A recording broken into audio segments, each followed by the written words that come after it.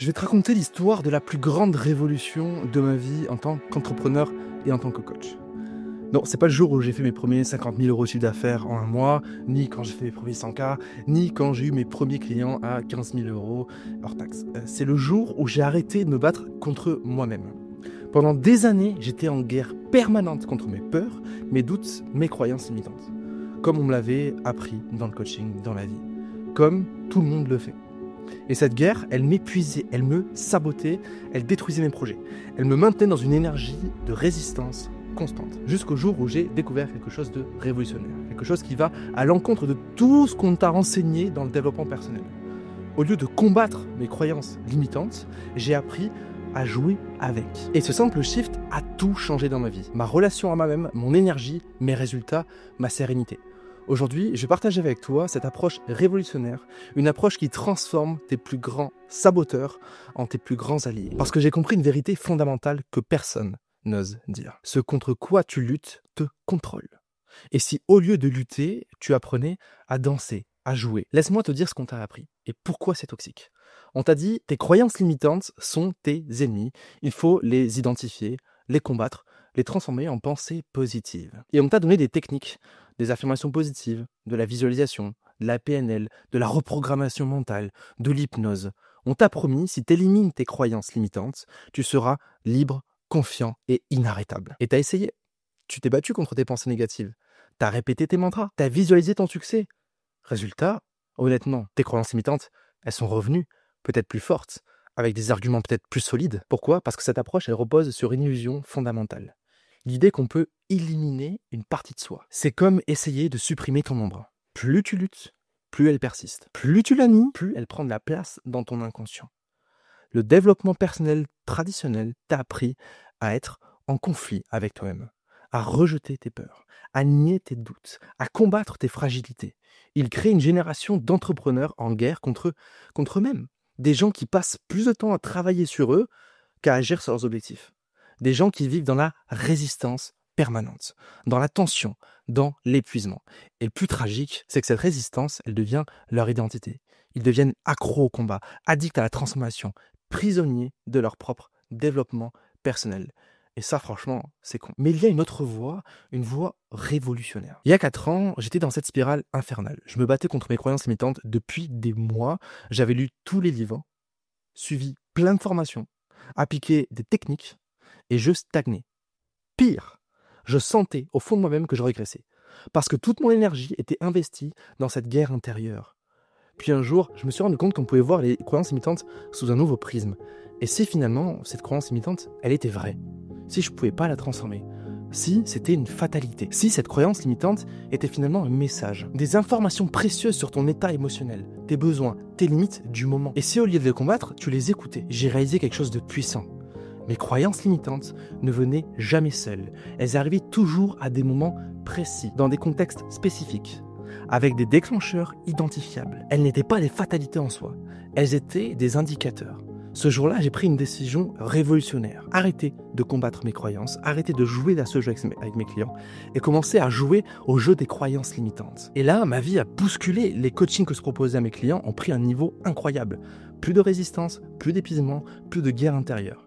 À la place de la fluidité, de la bienveillance envers soi-même et une efficacité que j'avais jamais connue. Je vais te montrer exactement comment ça marche avec mes 3 croyances limitantes principales. Je vais te partager mes croyances, celles qui me suivent depuis toujours, et comment elles sont devenues aujourd'hui mes alliés les plus précieux. Croyance numéro 1, je ne suis pas capable. Cette croyance, c'est ma compagne de route depuis mon enfance. Elle débarque chaque fois que je me lance dans quelque chose d'ambitieux. Quand elle arrivait avant, je paniquais, je me disais « Encore cette pensée toxique, il faut absolument que je m'en débarrasse ». Je luttais. Mais si Antoine, t'es capable, tu peux y arriver, vas-y fonce, regarde ce que t'as accompli, tu as aidé des centaines de clients, t'as des témoignages extraordinaires, vas-y fonce, fonce, fonce, fonce, fonce. Je me forçais à avancer malgré cette pensée, je la niais, je la repoussais en permanence. Résultat, elle revenait plus forte, avec des contre-arguments. Oui, mais là c'est différent, là c'est plus gros, là tu maîtrises pas la situation.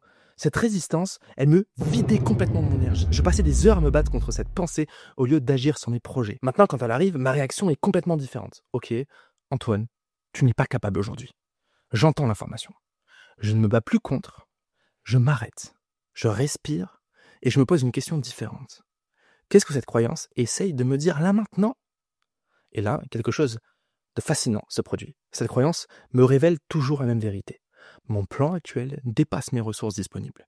Soit j'ai voulu aller trop vite, soit j'ai sous-estimé la complexité du projet, soit j'ai surestimé mes capacités du moment. Exemple concret, il y a 6 mois, je voulais lancer un nouveau programme en 3 semaines. Cette croyance débarque, tu n'es pas capable de créer quelque chose de qualité en si peu de temps. Au lieu de la combattre, j'analyse, je réalise. Elle a raison. En 3 semaines, avec mes autres projets en cours, ma prépa Ironman, je ne peux pas créer la qualité que je veux. Je réajuste, je me donne 8 semaines. Je planifie étape par étape. Je respecte mes limites. Résultat, un programme de qualité exceptionnel. Des clients de plus en plus ravis et moi serein dans le processus. Cette croyance n'est plus mon ennemi. Elle est devenue mon système d'alerte, mon détecteur de surcharge. Elle me force à être honnête avec moi-même, à respecter mes limites, à planifier de manière réaliste. Elle m'a appris quelque chose de fondamental. La vraie confiance ne vient pas de nier ses limites, mais de les respecter. Ma deuxième croyance. Je ne mérite pas vraiment d'être aimé ou reconnu à ma juste valeur. Celle-là, c'est la croyance la plus insidieuse. Elle arrive quand je suis fatigué, quand j'ai trop donné sans me nourrir, quand je me suis oublié dans mes actions. Avant, je me battais forcément contre cette pensée. Mais bien sûr que tu mérites, regarde l'impact que tu as, regarde comme tes clients te remercient, arrête avec ces conneries. Bref, je me forçais à me sentir légitime, je me répétais mes succès. Je listais mes qualités épuisantes et complètement inefficaces. Parce que cette croyance, elle revenait toujours, souvent plus forte qu'avant. Maintenant, quand elle arrive, ok Antoine, tu te sens pas digne aujourd'hui, je reçois le signal. Au lieu de la nier, je la remercie. Parce qu'elle me dit quelque chose de crucial. Tu t'es déconnecté de ta valeur. Tu as besoin de te reconnecter à toi-même. Cette croyance, c'est mon détecteur de déconnexion. Elle arrive quand j'ai donné sans recevoir, quand je me suis oublié dans mes actions, quand j'ai négligé ma propre énergie, quand je ne me suis pas nourri émotionnellement. Alors, au lieu de la combattre, je m'occupe de moi. Je relis mes témoignages de mes clients, je revisite mes transformations, je me reconnecte à ma mission, je prends du temps, je prends soin de mon énergie, je me pose des questions nourrissantes. Quelle différence ai-je faite cette semaine? Où est-ce que j'ai aidé? Quel impact j'ai eu? Comment est-ce que j'ai pris soin de moi? De quoi est-ce que j'ai besoin actuellement? Et naturellement, cette croyance s'apaise. Pas parce que je l'ai combattue, mais parce que j'ai nourri ce qu'elle réclamait. La profondeur de cette transformation. Cette croyance m'a appris l'auto-bienveillance. Elle m'a forcé à développer une relation nourrissante avec moi-même. Elle ne me dit plus tu ne vaux rien. Elle me dit tu as besoin de te reconnecter à ta valeur. C'est devenu un guide vers plus d'authenticité, plus de soins, plus d'équilibre. Ma troisième croyance. Si je me montre entièrement, je serai jugé ou rejeté ou moqué. Alors là, celle-là, ça fait longtemps que je l'ai. Elle me suit depuis l'enfance également. Elle débarque à chaque fois que je veux publier quelque chose de personnel, de vulnérable ou d'authentique. À chaque fois que j'ai envie de parler avec mes tripes. Mon ancienne approche était « Mais non Antoine, assume-toi, les gens vont adorer ton authenticité, tu apportes de la valeur. » Bref, je me forçais à être confiant. Je me persuadais que tout irait bien. Résultat, je publiais en résistance, je changeais des choses, avec une énergie tendue, du contenu fade et sans personnalité. Ou pire, je ne publiais pas du tout, par peur. Un jour, j'ai eu une révélation. Cette croyance, elle a parfois raison. Quand je me montre vraiment, certains jugent, certains rejettent, certains se moquent. C'est un fait, c'est une réalité. Mais au lieu de la fuir, j'ai appris à utiliser cette croyance pour quelque chose de puissant, redéfinir ma cible. Maintenant, quand elle arrive, je ne la combats plus, je l'utilise. Je me pose cette question révolutionnaire. Par qui est-ce que j'accepte d'être détesté? Par qui est-ce que j'accepte d'être critiqué, moqué? Et en même temps, par qui est-ce que j'accepte d'être adoré, soutenu? Parce que c'est inévitable. Peu importe ce qu'on fait, on est jugé, détesté et adoré.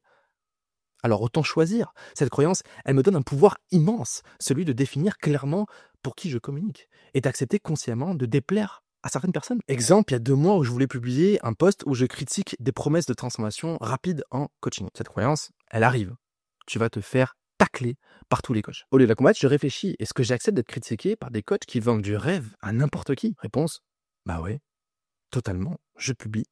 Effectivement, je me suis fait critiquer par certains coachs, mais j'ai eu une vague d'entrepreneurs qui m'ont remercié pour mon honnêteté. Cette croyance m'a appris le courage de la différenciation. Elle m'a forcé à définir mes valeurs, m'attributs, mon positionnement. Elle ne me dit plus « cache-toi », elle me dit « qui veux-tu servir ?» Tu choisis qui tu veux servir. C'est devenu mon guide vers l'authenticité assumer. Nos croyances limitantes ne sont pas des bugs dans notre système, ce sont des features, des fonctionnalités développées par notre inconscient pour nous protéger, nous informer, nous guider.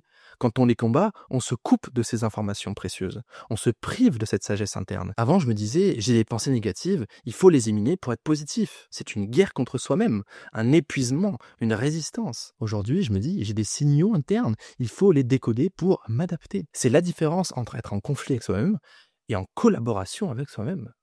Entre subir ses croyances et jouer avec, c'est tellement moins culpabilisant. C'est la différence entre être contrôlé par ses peurs et être guidé par elles. Alors voici la formule universelle.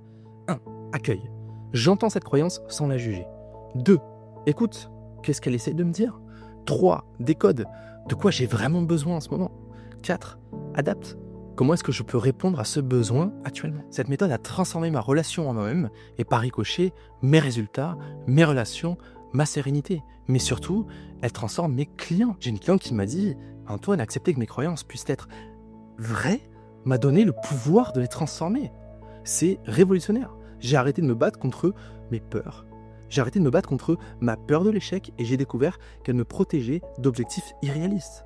Un autre client m'a dit « Ton angle de vision change tout pour moi. Jouer plutôt que subir, écouter plutôt que combattre, ça fait sens. » Et ça libère une énergie que je n'avais jamais eue. Une dernière cliente m'a dit aussi « Cette approche, elle m'a complètement réconcilié avec moi-même.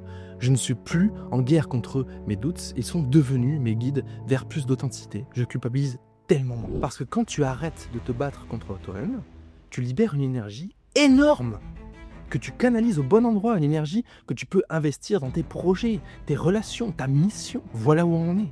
Tu peux continuer à croire ce qu'on t'a toujours enseigné, que les croyances limitantes sont des ennemis, qu'il faut les éliminer, que tu dois les combattre, les nier, les transformer de force. Tu peux continuer cette guerre épuisante contre toi-même, cette résistance permanente qui ne vide que ton énergie. Ou tu peux faire un choix révolutionnaire, le choix d'accepter que tes croyances limitantes sont des messages, des informations, des guides déguisés, des KPIs. Tu as le choix de passer à la résistance, au fait de jouer avec toi-même, du combat à la danse et découvrir ce que peu de gens comprennent. Quand tu arrêtes de te battre contre tes croyances, elles arrêtent de te contrôler. À la place, elles deviennent des conseillères. Ce sont tes indicateurs, tes guides vers plus d'authenticité, de respect de soi, d'efficacité. Cette transformation ne se fait pas du jour au lendemain. C'est un chemin, une pratique, un art de vivre. Mais chaque fois que tu choisis l'écoute plutôt que le combat, la collaboration plutôt que la résistance, tu fais un pas de plus vers de la fluidité, vers plus de bienveillance envers toi-même, vers plus de sagesse. La prochaine fois qu'une croyance limitante débarque, souviens-toi, elle n'est pas là pour me détruire. Elle est là pour me guider. Ne la combats pas. Écoute-la. Décode son message. Adapte-toi. Parce que tes croyances limitantes ne sont pas tes ennemis. Ce sont tes alliés. Je fais que le répéter. Mais c'est super important. Et quand tu l'acceptes, tout devient plus fluide, plus respectueux, plus sage et plus humain. Si cette approche t'a plu, cette philosophie t'a plu, je t'invite à me dire ce que tu en as pensé en commentaire. Note ta prise de conscience et surtout abonne-toi pour de futures vidéos. Je te dis à très bientôt.